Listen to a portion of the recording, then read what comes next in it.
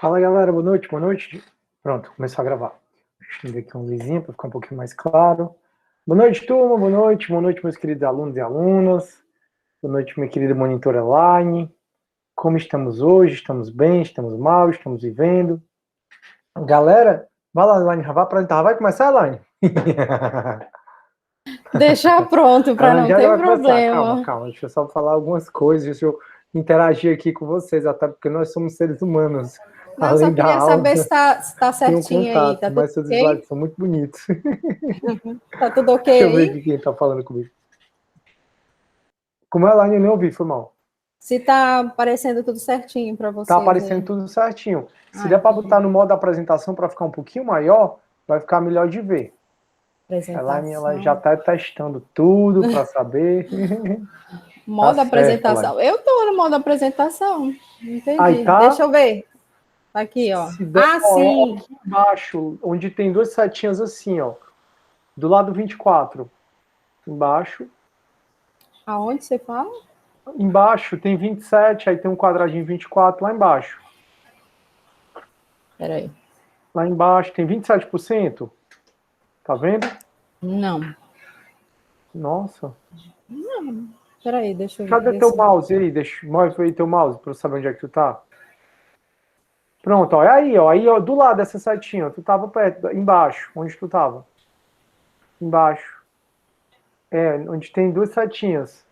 Na diagonal. Uma para um lado e outra pro outro. Tá vendo 24? O número 24? Não. São 24 slides? Sim, tá nos slides, professor. Tá certo, tá. Aqui nos slides. Não, aí não. Aí, isso. Onde Você tem. tá falando aqui? Onde tem a setinha. Tem duas setas assim, Elaine. Peraí. Duas setinhas. Tá. Aqui e do aqui. Do lado 24. Pronto, vai para baixo, para baixo. A esquerda agora, esquerda. Eu nunca mexo assim, eu só apresento desse jeito que eu tô. Ó, minha gente, tu não tá enxergando mesmo, não, é? Não tô vendo isso, não. Tu não tá vendo 27%, nem 24%. Ela tu tá vendo 27%?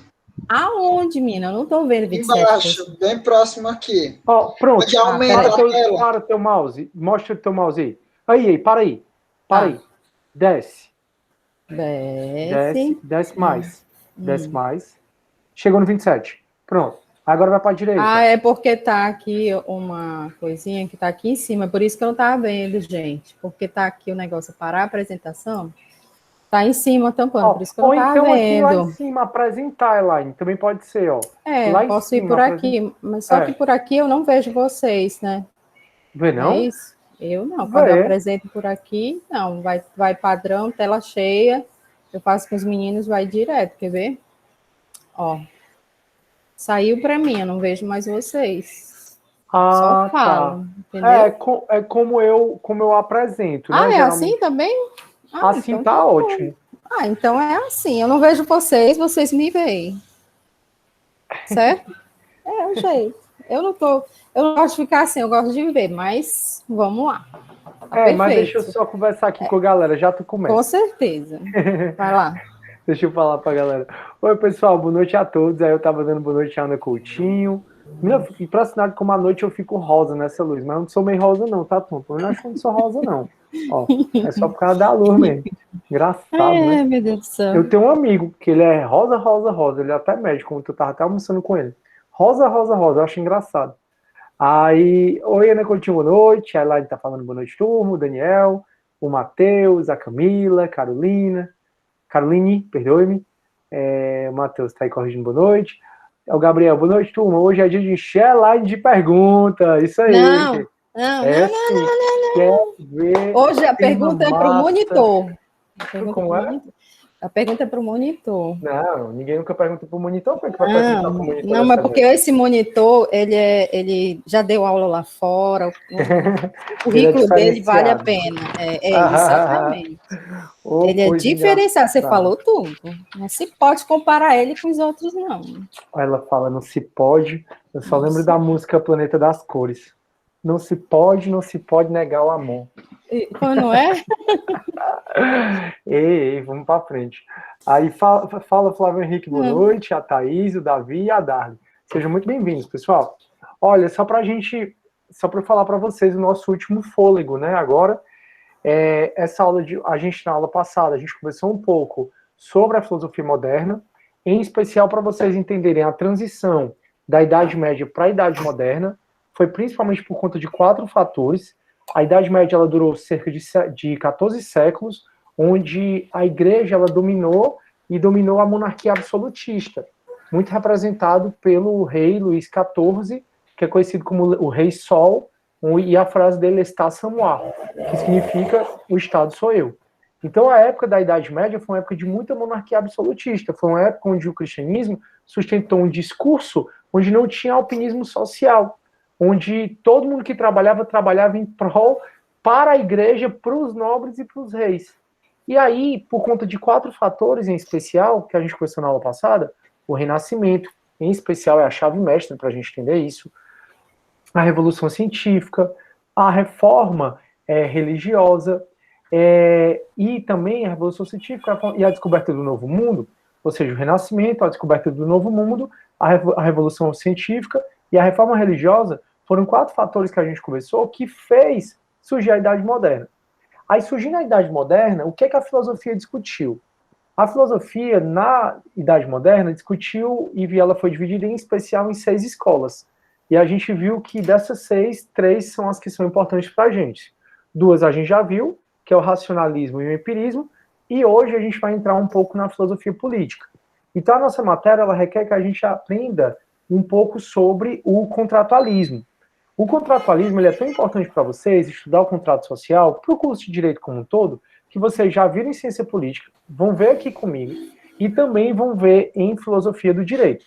Só que, como eu já sei que vocês já viram essa matéria em Ciência Política, o que eu faço? Essa aula eu peço para cada monitor meu, eu tenho 4 turmas de Filosofia, são 5 monitores, aí nessa aula eu peço para cada um dos meus monitores ministrar a aula sobre um determinado filósofo desse. Vocês vão ver uma aula bem compartilhada. É uma aula onde a Elaine vai falar, ela para, eu vou e complemento, e é uma aula bem que eu vou aqui ajudando um pouquinho. Aí o que é que eu queria que vocês fizessem, tá? Se vocês tivessem tempo, tal, aquela coisa. Eu queria que vocês focassem, além de Maquiavel, que é o que a Elaine vai trabalhar, focar em especial também em Rousseau, Locke e Hobbes. A gente, na aula de terça-feira que vem, eu vou falar do iluminismo, e aí eu vou trazer um pouco mais dessa diferença entre Rousseau, Locke e Hobbes, que são coisas que eu gosto muito de cobrar na prova, o que é que cada um pensa sobre o contrato social. Aí, eu já coloquei no YouTube, por isso que a gente mudou de link hoje, para poder gravar essa reunião da gente, eu já coloquei a aula da manhã, do AB e do CD. Então, no AB, a monitora Laura conversou sobre John Locke, e no CD, a monitora Bianca conversou sobre o Hobbes. Caso você queira assistir, por exemplo, só a aula da Bianca, lá na aula a gente enfatizou bem a diferença entre os 3. Só que essa ênfase, né, que se dá nesses contratualistas sobrepõe em ciência política. Por isso que eu fico muito tranquilo com essa matéria. Então, na aula de hoje, o que é que a gente vai fazer? Na aula de hoje, a gente vai conversar sobre Maquiavel, só que aí eu vou pedir que vocês assistam as outras aulas no YouTube. Professor, precisa assistir as outras 3 aulas? Não, não precisa assistir as outras 3 aulas. É só você ficar, até o ponto que você ficar tranquilo na diferença entre Hobbes, entre Locke e entre Rousseau. E essa diferença, na aula de terça-feira que vem, eu vou trazer aqui também para vocês, tá? Então, se você não tiver tempo de assistir, é uma pena, você vai perder um conteúdo, mas não vai se prejudicar, porque eu vou falar dessa diferença também na terça. Então, na aula de hoje, a Elaine vai abordar Maquiavel.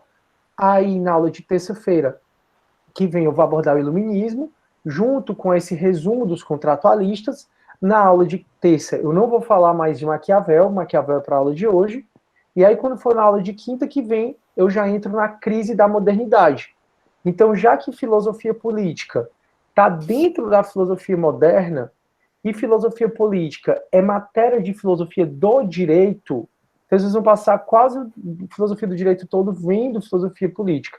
Então, como é matéria da filosofia do direito, o ideal é que a gente fale para vocês do contexto, né, da transição de Idade Média para a Idade Moderna e fale dos principais filósofos contratualistas, dos principais filósofos modernos. É óbvio que a gente está falando aqui de Maquiavel, Montesquieu, Locke e Rousseau, desses 4. É muito importante que o aluno do direito entenda esses 4, certo? Vocês vão perceber que é aqui que surge a polarização de direita e esquerda.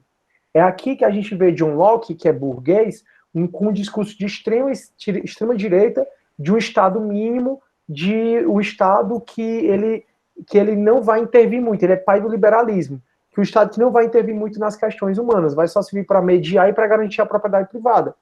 Para Locke, cada um deve viver do que produz. Então, se você não produz, você não vive, não tem esse negócio de assistencialismo, isso é muito um discurso de direita. Já aí você vai perceber que o discurso de esquerda ele é mais de Rousseau, muito embora Rousseau não era de esquerda. Mas é aqui que a gente entende essa polarização.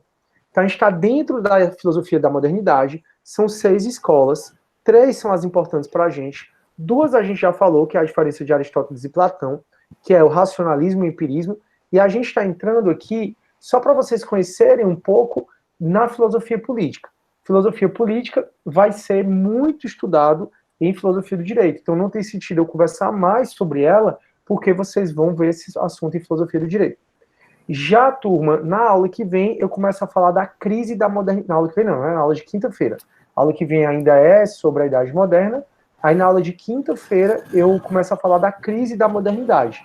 Aí a gente fala da transição da Idade Moderna, que é a que a gente está estudando hoje, que a gente está estudando agora, para a Idade Contemporânea, que é onde a gente está. A gente fala dessa transição e tenta entender um pouco por que houve a transição, né? Já que houve a transição do medievo para a Idade Antiga, ou Idade Antiga, medievo para a Idade Moderna, por que houve a transição da Idade Moderna para a Idade Contemporânea, que a gente tem hoje, e o que é que mais se tem pensado a filosofia nessa nossa idade. Tranquilo?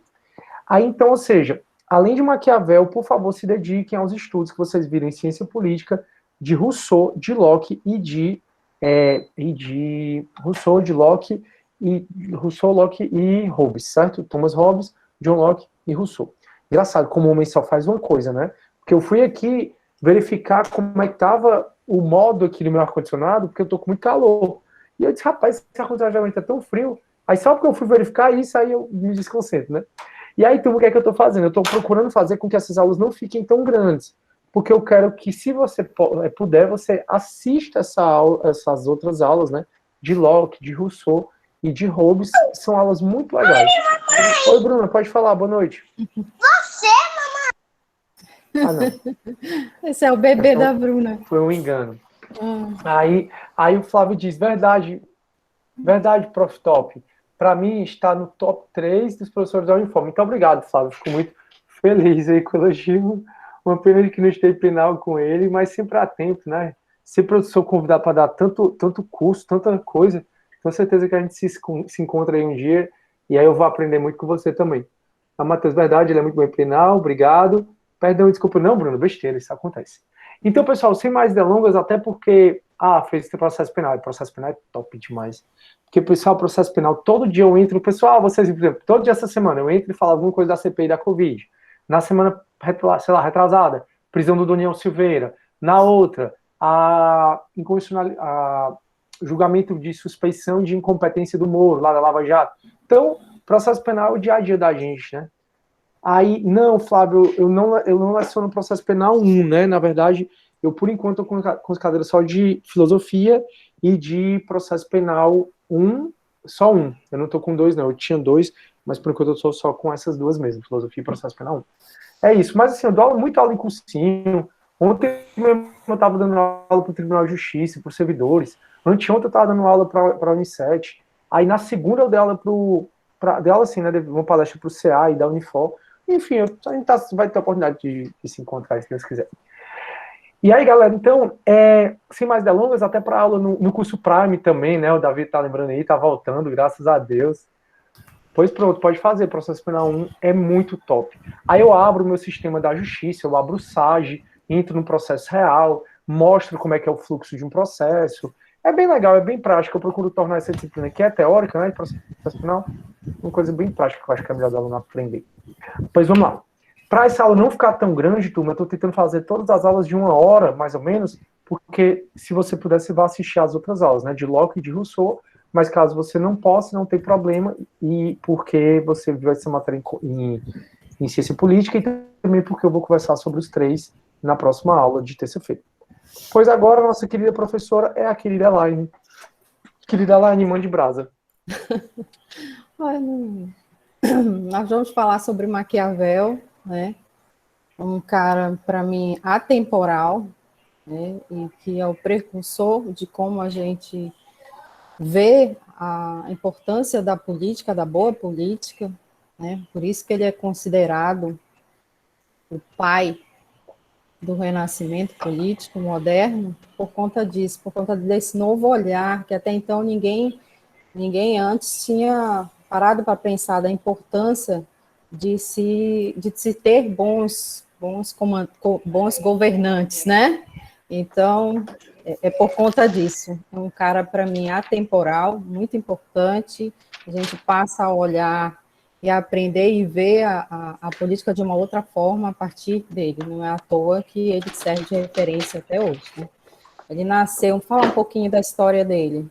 Ele nasceu em Florença, Itália, em maio de 1469 e faleceu em junho de 1527. Foi diplomata, escritor, filósofo, historiador, músico, pensador político, funcionário público, poeta do Renascimento. O cara foi multitarefas, né? Quer dizer, foi aí que a base dele de conhecimento, de estudo, essa vivência dentro da área entre os principados, né, entre os governos daquele tempo, foi que dando essa ideia, esse conhecimento que a gente vai ver mais para frente. Ele se graduou na Universidade de Florença, começou na política com 29 anos, como secretário da chancelaria.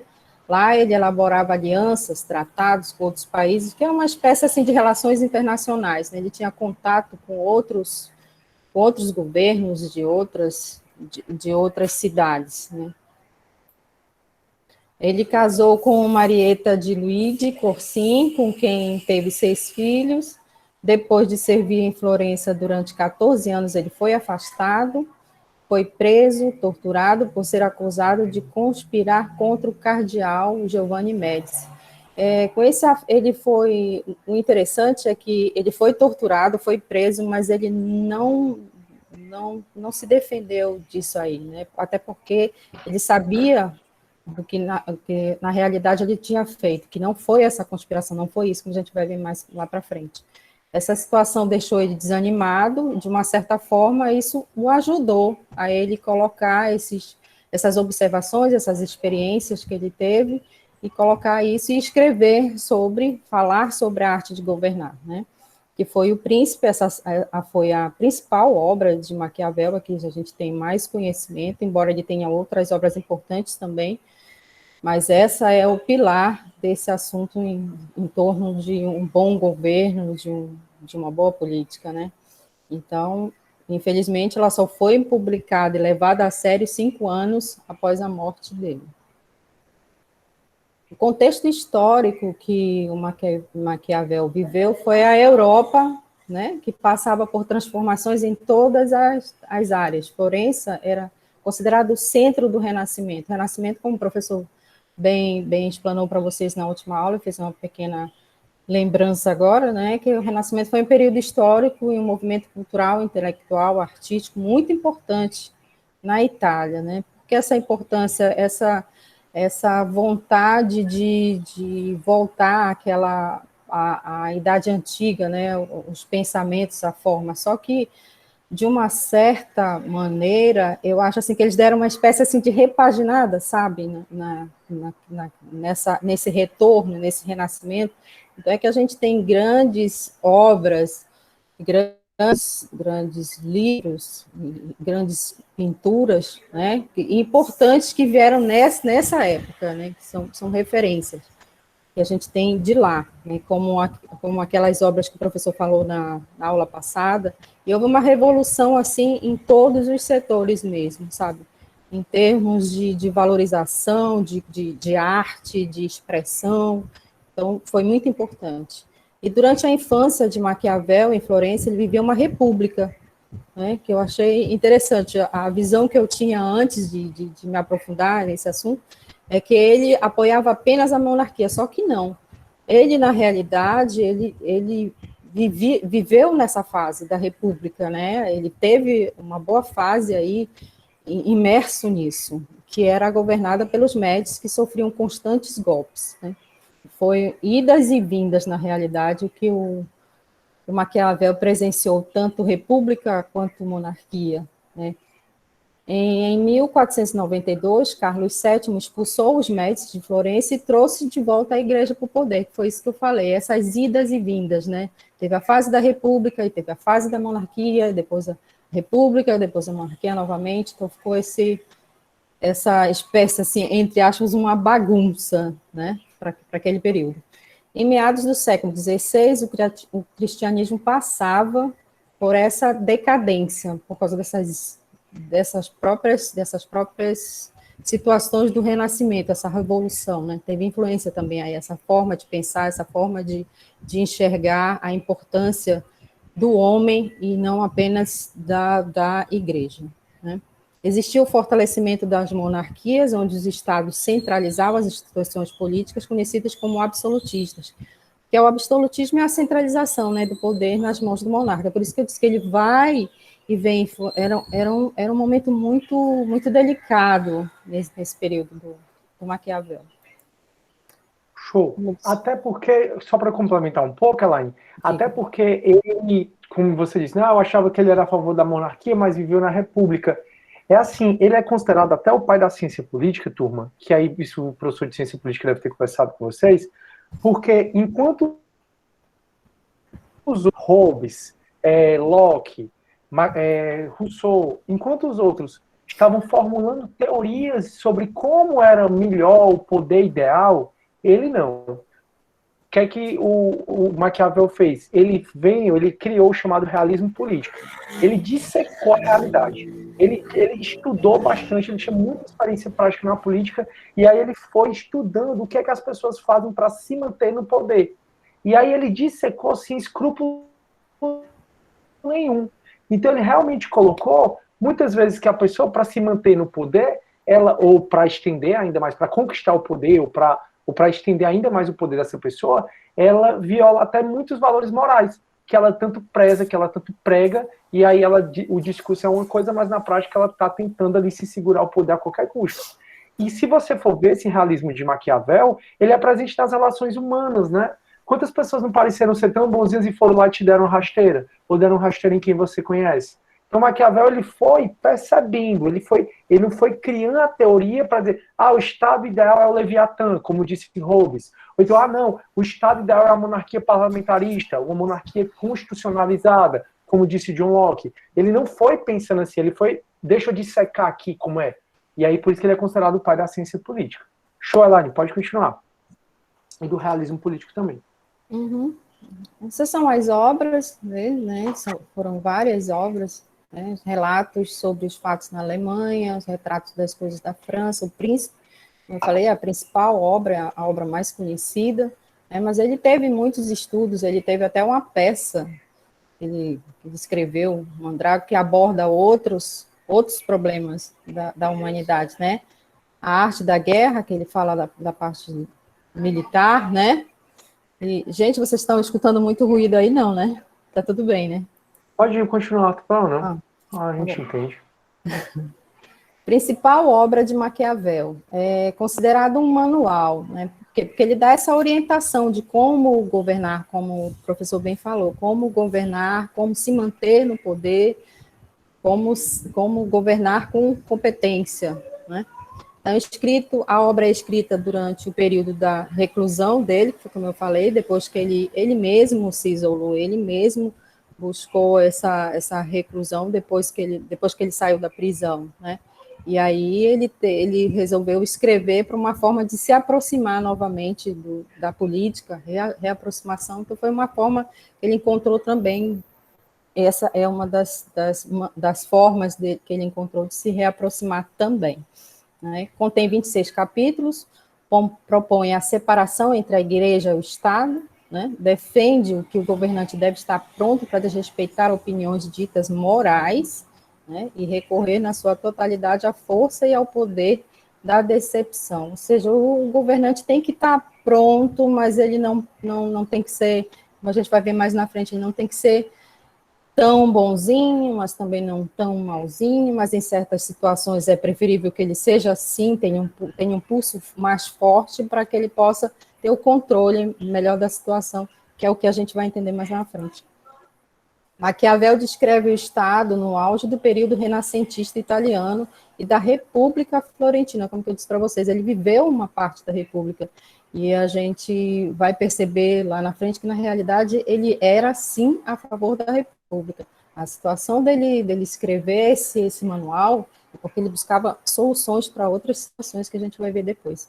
Como deveria ser o Estado ideal, o governante ideal, usando de métodos e estratégias, o livro fornece ao governante como proceder para se manter e ampliar seu poder, como bem o professor falou, né?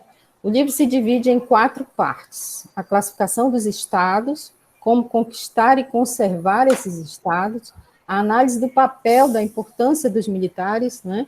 Os conselhos aos políticos e para a manutenção do poder. Quer dizer, isso tudo envolve essa percepção, essa ampliação de percepção de comportamento do governante, do líder, do político, né? Para Maquiavel, ele aborda no livro a virtude e a fortuna. Para Maquiavel, a virtude é a habilidade, não tem a ver com a virtude que a gente entende hoje, né? Como é que ela é vista. Aqui, nessa época, a virtude é a habilidade, a inteligência para governar, é você ter essa visão, essa analisar, né? Como conquistar, como manter, como agir, né? Se um governante tem virtude, tem a capacidade de controlar e superar as dificuldades impostas a seu governo, criando estratégias para se permanecer estável, para ter uma segurança melhor nesse cargo, mas em prol do bem-estar como um todo, né? Mas como a gente vai ver, com inteligência, com sabedoria, né? Em alguns Pronto, momentos... deixa eu só dar uma parada aqui, porque para a gente entender, né, o pensamento de Maquiavel, esse é o ponto. O paradigma dele qual é? Ter virtude, que aí não é no sentido dessa questão de virtuoso, ter virtude para ele é ter a habilidade de você saber agir e quando não agir. Ter a habilidade de saber quando você, às vezes, precisa ser mal mesmo. E tudo isso com a finalidade do quê? De manter o poder. Então, aqui é como se fosse um manual, como a Elaine estava falando, de se manter no poder. Então, ele observou muitos governos, como é que os governos que mais são longínquos, como é que eles se mantêm. E aí ele dá dicas sobre isso. Então, é um livro muito, muito bom, assim, para você concordar ou discordar. Mas o ponto é, ter virtude é mais importante do que sorte. Por quê? Porque, para quê, na verdade? Ter virtude é mais importante do que ter sorte. Para quê? Para se manter no poder. E aí é onde a Elaine vai desenvolver essa parte do que é virtude, né? O Davi está falando aqui, só para a gente interagir aqui, o Flávio Davi. O Flávio está falando assim, ó. Vendo aqui, percebo que Maquiavel estava muito à frente do seu tempo. Ele foi o cara. Flávio, realmente, ele foi realmente o cara. E é como a Elaine falou, ele é atemporal. O livro dele serve para os dias de hoje. Então, se você, por exemplo, assumir um cargo de liderança e tal, vale a pena você ler Maquiavel, não para você ser mal, né? Até porque tem aquele termo maquiavélico, que aí é um pouco mal ele foi muito injustiçado, foi muito... na visão dele, né? O que, na realidade, o que ele queria passar, né? As pessoas só olhavam esse outro lado, achavam que esse lado negativo, né? Show. Então, Flávio, realmente ele é um livro muito bom para você ler, principalmente se você assumir um cargo de gestão, alguma coisa, porque quando você assume, tá, você quer ficar muito tempo, né? O que é que você precisa fazer para ficar? Mas ele, muitas vezes, ele diz, olha, dependendo do caso, se for para manter o Estado, manter o poder, se for para manter o bem-estar do povo, você pode ser mal. Como é que é ser mal? Você pode mentir, você pode fingir que é piedoso sem de fato ser. Então ele tem essa pegada aí, que é o que ele foi mal interpretado por isso. Aí o Davi está falando assim, ele foi direto ao ponto, com muitos exemplos de outros governos e príncipes que foram mal sucedidos e bem sucedidos em suas decisões. Aí ele compilou, Davi, fez um tipo de manual. É um livro incrível, o Príncipe é um livro bem pequenininho, vale super a pena ler. Vamos lá dizer. A fortuna a gente vai falar da fortuna, a fortuna são todas as alterações no rumo dos acontecimentos, né? A fortuna é o acaso, é a sorte que eles chamam, né?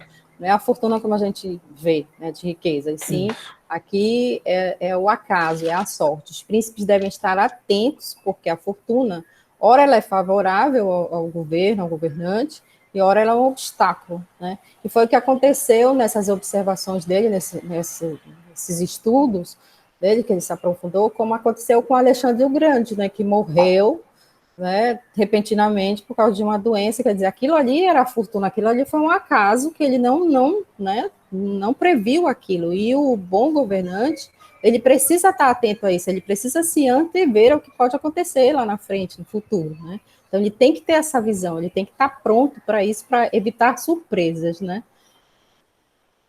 A visão de Maquiavel na Itália, foi como eu falei para vocês antes, não existia o Estado-nação, existiam ducados, principados, territórios dominados pela igreja e povos anglo-saxões que dominavam. Então, era, como eu falei antes, entre aspas, uma bagunça, né? Não se tinha uma organização. Então, no Príncipe, o que Maquiavel buscava realmente era por fim essas disputas que eram constantes pelo poder, né? Por isso que ele defendia a centralização do poder, por isso, através da monarquia, foi uma forma que ele achou de tentar organizar a casa, entendeu? De colocar ordem, porque o que estava acontecendo é que, como a gente viu, ora era a república, ora era a monarquia, e ora era a igreja que estava no poder, e os papas querendo aquele poder, querendo manipular, e só em benefício próprio. Então, ele foi uma forma que ele encontrou de, poxa, vamos organizar, né? Vamos saber governar, né? Vamos saber manter, vamos organizar a nossa nação. Essa era, por isso, a escrita dele. Isso. E a gente vai para... Diga, professor, você quer comentar? Não, a Itália, pessoal, completamente fragmentada, cheia, como a Elaine falou, cheia de principados, se aquela confusão toda, e aí foi daí porque ele teve muitos estudos de caso que ele fez. Agora, só estava lembrando, né, em relação ao pessoal falar o termo maquiavélico, exatamente o que eu coloquei lá na frente, a gente vai falar. Hein? Pronto, exato. Mas é só para dizer que ele, na verdade, escreveu muitos poemas, escreveu comédias, ele não era essa pessoa tão ruim não, também, né? Com certeza não, com certeza não. Eu até que gostei do Maquiavel, tinha uma ideia dele, mas realmente não é nada daquilo que a galera pintava dele, não, sabe? As ideias dele. Para Maquiavel, a conservação do poder nas mãos de um bom governante, mesmo que em situações de maior controle, é condição necessária para a conservação da ordem política, como eu falei, né? Maquiavel ia de contra a subordinação da política à religião, e o ideal é de um governo com poderes limitados, ou seja, ele era contra isso, ele queria um bom governo em prol da comunidade, mas do povo em geral, mas de uma forma correta. Se tivesse que tiver um pulso mais firme, que agisse, né? Se tivesse que fazer o mal, que fizesse logo, não fizesse por parte. Já se ele for bondoso, tem que ir com parcimônia, tem que ir doses de a conta-gotas, né? Então, essa é a importância. Continuando com as ideias dele sobre a política tem regras e é dinâmica, independentemente de considerações privadas, morais, filosóficas e religiosas. É o poder por excelência, concilia a natureza humana com a história, que envolve a fortuna e a virtude, ou seja, a sorte e a sabedoria, mas tem que ter um equilíbrio, uma espécie de equilíbrio aí, e nunca contar só com a sorte, né? Como ele observou em outros principados, desde a Roma Antiga, ele já observava, leu muito, né, a respeito disso, gostava muito de ler, a influência da própria família, isso ajudou muito ele a ter essa visão, né? Há no mundo o bem e o mal, segundo ele, né? Disso resultam os eventos e a sorte. A virtude são qualidades como a força de caráter, coragem militar, habilidade no cálculo, astúcia, inflexibilidade no trato com os adversários. É possível desafiar e mudar a fortuna, o papel do homem na história. É isso que ele prega, né? Você tem que ter essa sabedoria, essa visão para poder governar com parcimônia, com qualidade, mas com pulso forte em alguns momentos, né? A conservação do poder nas mãos de um bom governante, mesmo que em situações de maior controle, é condição necessária para a conservação da ordem política, foi isso que eu disse, né? Ele queria organizar a casa através da política, era o único meio que se tinha de colocar ordem da situação, mas só que o que acontecia até então era essa situação. Ora era a igreja, e esse poder era voltado para os nobres, né? Que não olhavam para o todo. Aí ficava aquele caos, aquela confusão, e fatalmente se perdia o poder e se perdia o equilíbrio da Elaine, vamos condição. só ir discutindo um pouco mais, né, cada um dos temas. Vamos. Pode voltar para outro slide, porque quando a gente vai muito corrido assim, aí sem discutir tanto, né, acaba o aluno pegando. Não, pode ir para o outro mesmo que tu estava. Deixa eu só ver aqui o que o Ariel falou. Certo. Era o outro, não era não? É outro? Não, eu acho que é depois, depois. São 3 depois desse. É o que tu estava falando agora. Pronto, esse. Isso. Aí o Davi, ele foi direto ao ponto. Já leu. A Ariel, Maquiavel mudou completamente o pensamento político com a criação do realismo político. Perfeito, Ariel. Quebrando a visão metafísica, teológica que a gente viu na Idade Média. Perfeito. Ou seja, enquanto todos os outros, né, estavam pensando em teorias do poder, estavam especulando qual seria o sistema de governo melhor, o sistema político melhor, o Maquiavel foi, a realidade é essa e as dicas que eu dou são essas. E aí, só para a gente desenvolver um pouco mais o que a Elaine está falando aqui, ó. Ela está falando palavras que ele usou como astúcia, inflexibilidade nos tratos com o adversário, como estão aí, não depender da sorte, que você pode desafiar, inclusive, a sorte, né? Essa fortuna. Então, como eu estava falando, e é para ficar bem claro mesmo, o ponto da gente conseguir entender Maquiavel, além de entender desse realismo político, de ser o pai da ciência política, o ponto para a gente entender ele é que ele pensa, é melhor ter virtude do que ter sorte. Então é melhor você ter essa virtude, que para ele é a capacidade de você agir ou não agir na hora certa. É a capacidade de você saber lidar como agir ou como não agir na hora certa. E às vezes empregar certas situações em que ele precisa ser mal. Então não é que ele prega que toda vida a gente precisa ser mal, mas às vezes o governante, para se manter no poder, e ele se manter no poder é dar estabilidade ao Estado, ele se manter no poder é dar um certo tipo de bem-estar para a sociedade. Então, para se manter no poder, a virtude também implica ele, às vezes, saber ser ruim. Ser bom, mas às vezes ser ruim. Daí porque, turma, e eu queria que vocês quebrassem esse paradigma, se é que vocês têm, que é atribuído de maneira errada a ele uma frase, que é os fins justificam os meios. Então você vê muito, né? Os fins justificam o meio, Maquiavel.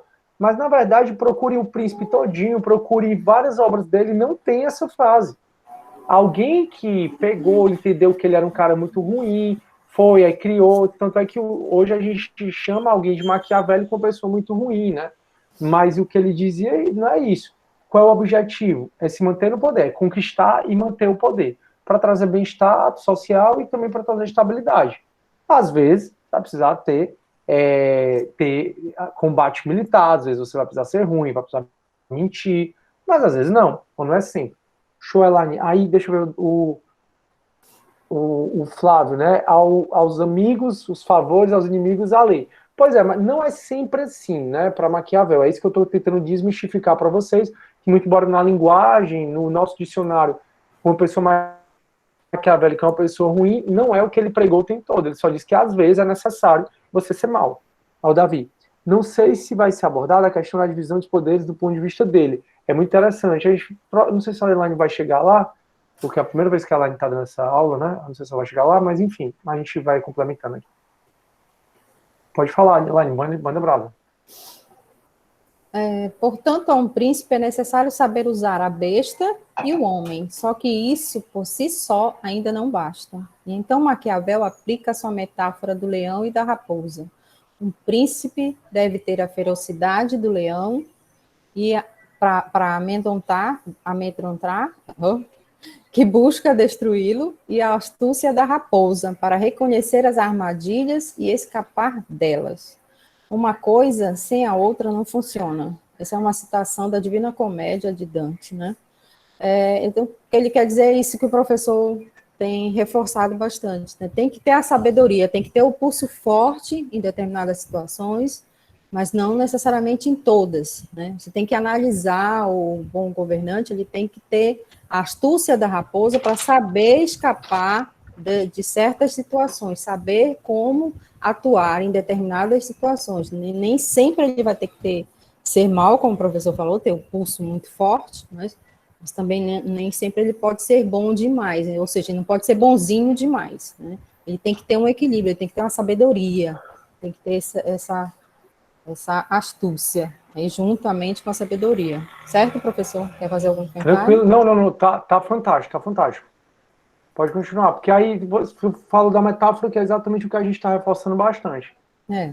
Aqui são algumas frases dele, né, que eu achei interessante. Tornamos-nos odiados tanto fazendo bem como fazendo mal, né, por isso que eu digo que ele é atemporal, né, isso até hoje é assim, né.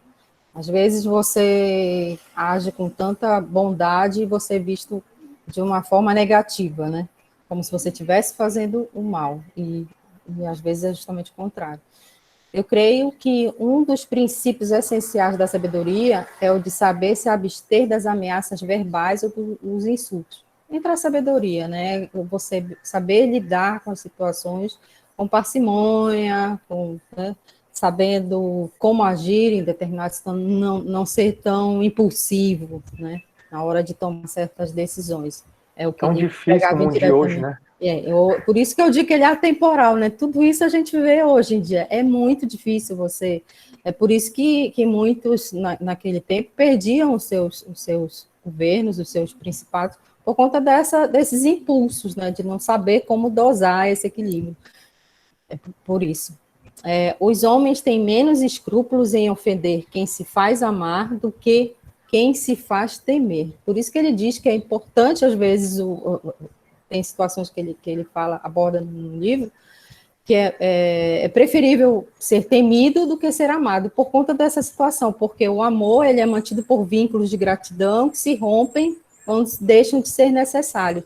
Já os homens que são egoístas, mas o temor é mantido pelo medo do castigo, nunca falha.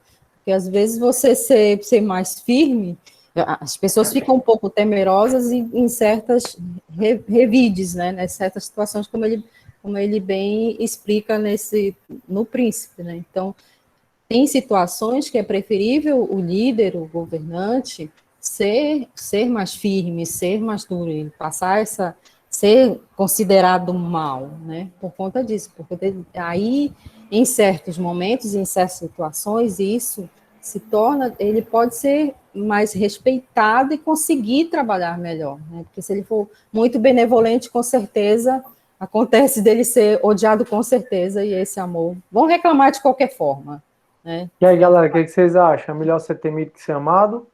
Como ele quer? Nessa situação específica, né? Então, situação. vou começar a ser aquele professor que ninguém vai passar na minha disciplina. Ainda tem aí a principal prova de vocês, é a V3.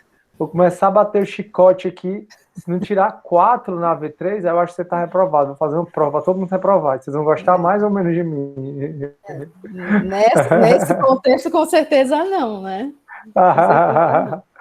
É verdade, que é isso, eu não vou nada. Eu sou professor tão bonzinho, só Deus sabe, mas faz parte.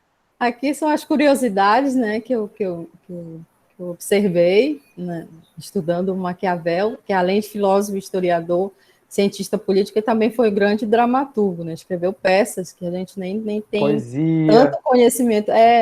não foi divulgado. Você vê que não era um inferno na Terra, não. Pois é. O autor escreveu muitas peças de teatro, uma das principais, mais conhecidas na Itália é a Mantrágora, né? Que é uma comédia considerada uma obra-prima do período renascentista. A história se passa em Florença. Seu protagonista é um jovem, o Calímaco, que é apaixonado por Lucrécia, que é casada com o doutor Messer.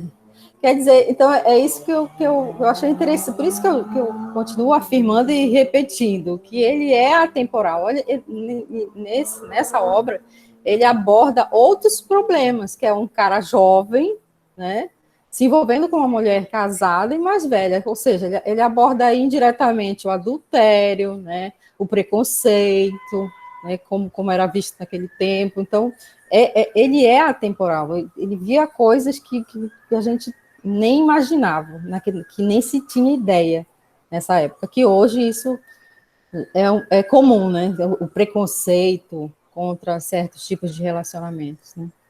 O Príncipe é um dos livros recomendados em todas as faculdades dos Estados Unidos. Isso eu achei incrível. Ele é reconhecido e a importância tão grande em cursos de administração, relações internacionais, direito, ou seja, é um manual mesmo, é incrível. Como nunca mais se recuperou do favor dos médicos, ele morreu, falido, né, em junho de 1527.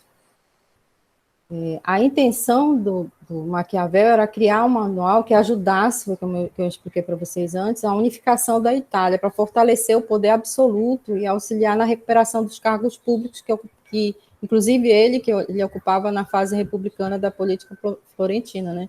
Organizar a casa. A Itália não tinha essa noção de Estado, era uma bagunça, né? Então, a intenção, na realidade, dele era, tem algumas visões, alguns críticos dizem que ele também queria fazer um marketing político, queria se aproximar, realmente ele queria se reaproximar, ele gostava dessa vida, desse meio que ele trabalhou, né? Mas ele queria mais, ele queria o bem da comunidade, a ética para ele era o bem, era visto como bem geral, não é aquele que eu não posso mentir como era na fase na idade antiga, né? Na idade anterior. Que a ética se voltar com aquela visão religiosa, né? Que você não pode mentir, que você tem que ser correto. Nesse caso, para ele, a ética era essa importância, né, de governar, de administrar para o bem de todos, para o bem comum, em alguns momentos com peso, mas era para o bem, sabe? Era para organizar, uma espécie de organizar a casa. Elaine, eu acho que é uma boa hora, não sei se tu vai falar, que foi a pergunta aqui do Davi, foi o comentário dele. Tu vai falar um pouco sobre separação de poderes nele ou não? Não, é bem rápido. Não, tu não preparou isso não, fazer, né? não preparei. Show, deixa eu fazer mais isso no aqui. Príncipe mesmo, como a gente tinha comentado. Perfeito. É assim, pessoal, não é tão correto dizer que quem falou em separação de poderes, poder legislativo, executivo, judiciário, foi Maquiavel. Hoje de manhã um aluno me fez essa pergunta. Na verdade, ele não escreveu poder legislativo, poder executivo, poder judiciário. Mas a gente pode falar que ele anteveu o poder legislativo, que para ele seria o parlamentarismo, ele anteveu também o poder executivo, que aí seria o rei, e também ele trouxe a função jurisdicional. E aí, quando ele fala dessa função jurisdicional, ele não fala o poder judiciário, ele gostava muito dessa ideia, muito embora ele não se preocupou tanto em teorizar, ele gostava muito dessa ideia exatamente porque daria mais liberdade ao rei, de maneira que o judiciário ia cuidar mais das pessoas, dos mais pobres, e seriam questões que o rei não precisaria mais intervir. Porque pense que sempre o foco de Maquiavel é a manutenção do poder, a conquista e manutenção do poder. Então, o rei, se ele não vai precisar mais intervir em conflitos, aí é que o rei vai conseguir se segurar mais, entenderam? Só que a separação dos poderes mesmo é mais atribuída a John Locke do que a ele, viu? Um tempo depois. Elaine, pode continuar. Vem de brasa.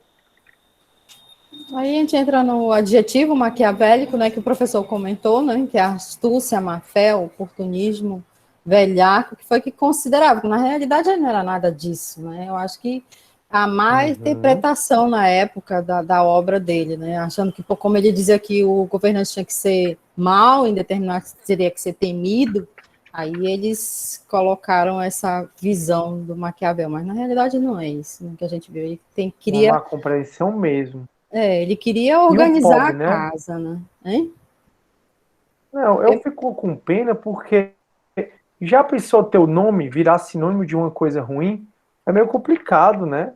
A galera colocar na sua boca uma frase que você nunca disse, os fins justificam os meios, né? Eu acho meio chato, né? Eu realmente não queria que você é Sid Nelson e Sid Nelson significa dizer que você é diabólico. Eu realmente não ia me sentir muito Com bem, não. certeza que não. Ele defendia a liberdade, já que ele mostra ao povo como ele deve se defender de governantes corruptos, que é o que a gente vê até hoje, né? Por isso que eu digo, ele foi mal interpretado, né? Nada a ver isso aí, né?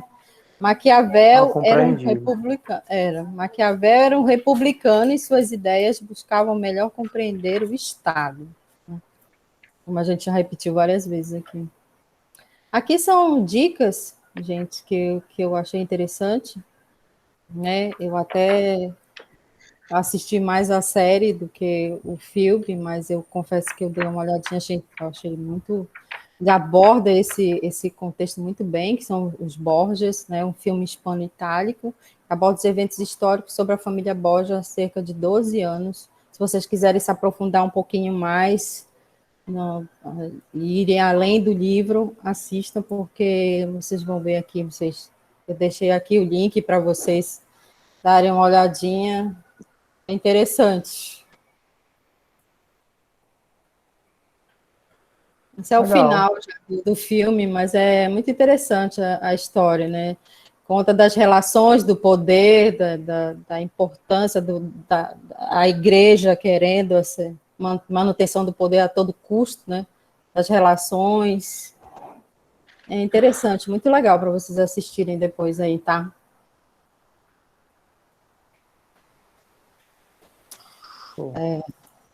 Aí, aqui é a série, né, como eu falei para você, que é o The Borgias, né, que mostra de forma, eu acho que até um tempo atrás ela estava no Netflix, ela saiu do Netflix, mas tem no YouTube, vocês conseguem dar uma olhadinha por lá, interessante também. O interessante dessa série é que até o próprio Maquiavel, ele é representado nessa série aqui, é muito legal, tá? E era isso. Show, show, show. Eu vou Acabou, só resumir. Perfeito, perfeito. tá? Muito bom, Espero Elaine. aí que tenha dado certo, que eu tenha alcançado o objetivo, tá? Show, E alcançou. espero que vocês estejam aí no Clap Clap para mim também. Clap Clap, professor, obrigada pela parceria. Pode. Olha, estão falando aqui, Ana Coutinho, muito bom, show, parabéns, o Vitor, o Flávio está falando excelente. Sim, Pode sim. deixar de compartilhar para tu ver aqui o que eles estão falando contigo, tu interagir um pouquinho. Certo. Aí eu quero só arrematar, turma, só para a gente resumir tudo, eu saber se está tudo ok com vocês, porque a aula de hoje eu não quero também, como eu falei para vocês, eu não quero fazer essas aulas de hoje muito grandes, porque os alunos das outras turmas vão ter que assistir essa aula, então não dá para fazer 4 aulas de 1h30, de 1h20 para vocês assistirem, porque realmente não vai dar, né? Deixa eu só conversar um pouco, tá? Só para a gente arrematar um pouco. Certo, pessoal. Uhum. O Maquiavel ele foi uma espécie de diplomata, certo? Que ele ficou vendo vários principados, já que a Itália era toda fragmentada, a Itália era uma bagunça, uma confusão. Ele, ao invés de criar essa teoria política, ele foi lá e dissecou o realismo político. Ele observou o que acontecia com os governos, o que o governo fazia para ser dissipado logo e o que o governo fazia para se manter logo. Então ele fez uma espécie de manual onde ele conseguia dar dicas para as pessoas, né, de como, para os governantes, de como se manter no poder. E aí se discute muito se ele defendia a unificação da Itália, do absolutismo, mas tudo isso é teoria. Nunca ficou muito claro, não, que ele estava defendendo a unificação da Itália, que ele estava defendendo o absolutismo. Não é muito claro, né, porque o pessoal colocou muita coisa na cabeça dele, tá bom?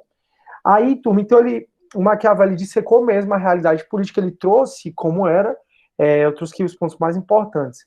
Ele é o pai, ele fez a base da ciência política moderna, então a ciência política moderna iniciou com ele, da Idade Moderna, e aí vai. A frase, os fins justificam o meio, não é dele, colocaram como se fosse dele. O que é legal, pessoal, é vocês saberem essa história, que ter virtude é mais importante do que ter sorte. Ter virtude é você ter a habilidade de saber quando agir e quando não agir. Quando ser bom e quando ser mal. Quando ser mal e fingir que está sendo bom. Então, é isso que ele prega. Daí porque disseram, os fins justificam os meios. Ele também disse que é preferível você ser temido do que ser amado. Por quê? Porque ele, assim como Hobbes, ele achava que as pessoas eram ruins. Já que as pessoas são ruins, o amor é algo muito volátil. O amor é algo que vai embora logo. De maneira que o amor, você ama hoje, mas amanhã não ama. Agora o temor não. Como a gente tem aquele instinto de sobrevivência, é melhor você ser temido do que ser amado, porque temido todo mundo vai te respeitar nesse contexto. E a finalidade dele, pessoal, com tudo isso, de dizer que você tem que ter virtude para não ficar à mercê da sorte, que é a fortuna, né? Fortuna para ele é sorte, é o acaso. Como foi genial o exemplo que a Laine trouxe de Alexandre o Grande, que com muito novo teve uma doença e morreu.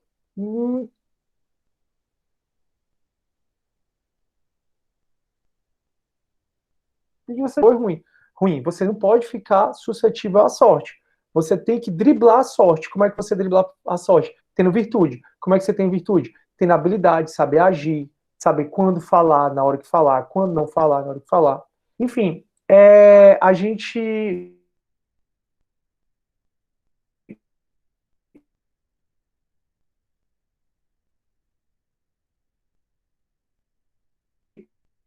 assim, de política, eu tenho certeza.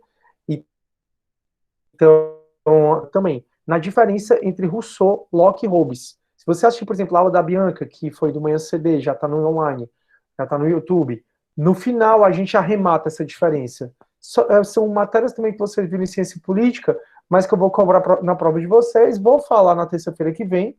Na terça-feira que vem a gente entra em iluminismo, encerra a Idade Moderna. Quando for na quinta, a gente fala da crise da modernidade. Na outra terça, eu falo provavelmente sobre Hannah Arendt, e aí na quinta, na outra é feriado de Corpus Christi, e na outra vocês já estão fazendo prova. Quando for dia 13, a gente vem aqui, corrigir a prova e todo mundo está liberado. Ou seja, a gente só tem aula agora de quinta, terça, quinta e terça. Só mais 4 aulinhas. Tranquilo? O Gabriel tá te parabenizando, né? Lá está dizendo que você me superou, meus parabéns. Aí o Gabriel, mas tirando a brincadeira, Elaine, parabéns, você virou profissional, olha aí que legal, a Elaine aí tá me defendendo, show. Aí ela, gratidão, a prova é logo, após o feriado, Daniel, tá no plano de ensino, tá bom? Aí já vamos ficar de férias, dia 13 a gente vem aqui, eu corrijo entregar as provas e férias. Tá tudo isso no plano de ensino, tá, turma? Por falar em plano de ensino, por favor, não deixe de fazer avaliação institucional, aproveitem que a gente vai acabar a aula aqui um pouquinho mais cedo e entrem no Unifor Online para fazer essa avaliação institucional, tá, turma? É muito importante para todo mundo que vocês avaliem a Unifor, avaliem a instituição, avaliem seus professores, é um feedback muito bom para a gente. Tranquilo? Pois é isso, turma. Fique na cadeira como fica hoje, nosso fim de semestre. E se reprovar, próximo semestre, a gente está de novo. Tamo junto. Não, a média não é 7. A média é 5, pessoal. Como é que é? Você vai pegar a média da V1 e da V2, certo? Você só vai para a V3 se a média da V1 e da V2 for maior do que 4. Então, por exemplo, a V1 tirou 10, a V2 você tirou 8, sua média é 9. Aí você vai fazer a V3. Você vai pegar a nota da V3 mais essa média, esse 9, aí vai somar e dividir por 2. Se você tirar 5, aí você está aprovado. Show? Show. A média é 10. O senhor estava falando e travou. Deve ter sido a tua internet, o Daniel, mas eu não falei nada não, só falei quando era, Ariel, só falei quando era a prova, né, que é dia 8 e dia 10. Aí dia 3 a gente volta, e aí eu entrego as provas, corrige e a gente está liberado. Não é isso? Show, tá no plano de ensino. Né, Laine? Passa para eles as datas das provas direitinho, tu disse que até que bota no perfil do grupo, né, Laine? Já está lá, já, dia 8. E tá no plano de ensino, turma. Criem o hábito de olhar o plano de ensino do professor, certo? Criem esse hábito porque é o contrato do professor e de vocês. Turma, eu vou acabar essa aula para a gente não ficar com a aula mais extensa. Desejo que vocês se cuidem muito, que vocês tenham um ótimo final de semana. E a gente se vê terça-feira, tá? Com iluminismo e a diferença entre esses 3 contratualistas. Boa noite, vou parar aqui a gravação. Em breve vai estar lá no YouTube.